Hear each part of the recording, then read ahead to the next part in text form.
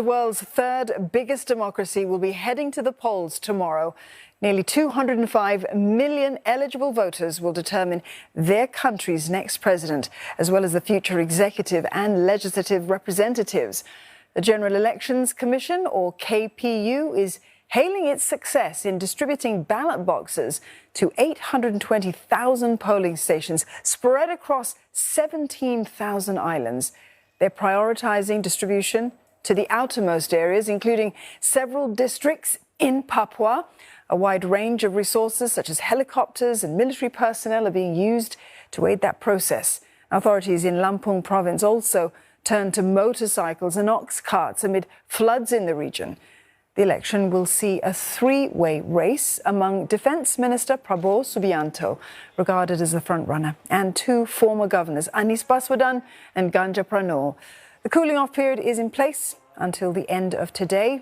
The 75-day presidential election campaign has been peppered by protests and claims of political meddling, while an independent supervisory agency says that it found more than 350 election violations on social media. Now, they include hate speech, fake news, as well as the politicization of ethnicity, race, and religion. But overall, this period has been free of violence, unlike the deadly protests that have marred previous presidential polls.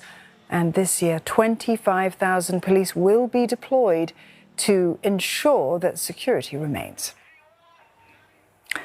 One issue that has been a lightning rod for protesters during the Indonesian election campaign is dynastic politics. Family connections run deep in Indonesian politics, as they do in many other countries. But in this election particularly, the issue has raised questions around both the current president as well as some of the candidates running to succeed Joko Widodo. Let's cross to Wei Sue. She's in Jakarta.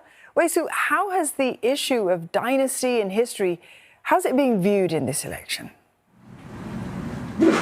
Oh, Dawn, we had one expert who has a particular interest in this area. She collates a number of candidates across different election cycles, successful and otherwise, who have made it to office in national and subnational levels. And she said she sees a growing trend in dynastic politics. Not surprising.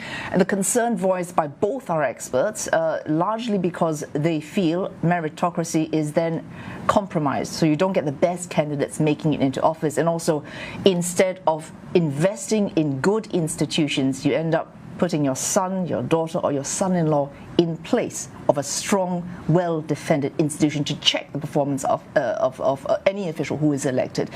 And for both, and they have different levels of vested interest in what happens at the polling booths tomorrow, the result of that vote is crucial. One made a very heartfelt plea to young people to think very carefully. Please do consider yourself that you are going to decide what Indonesian future is going to be. So Indonesian future means that, to me, it is not an undemocratic future, right? So in that way, if you're a young generation especially, dig more about the fact, dig more about the movie. If you can watch the movie, just go to that movie theater and learn what the past or history can teach you or instruct you. The history hopefully may not repeat itself, but hopefully it will instruct you not to go and choose someone that is belong to the past and will do the same thing. Are you willing to accept the example of impunity for past human rights violations?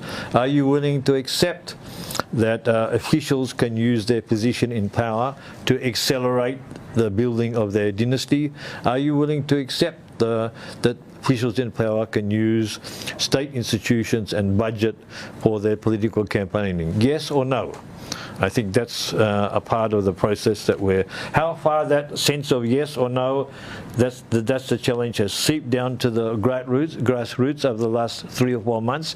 I don't know, but I think it's still going to be a significant aspect of the vote on Wednesday. As Dr. Maxwell Lane, who was referring to what he considers the referendum aspect of these elections. He's a visiting senior fellow of the Indonesian Studies Program at IC's Yusof Ishak Institute, and before he spoke, that was Dr. Ratri Istania. She looked specifically at dynastic politics, not just in Indonesia but in Southeast Asia, on the NIPA School of Administration in Populi Center.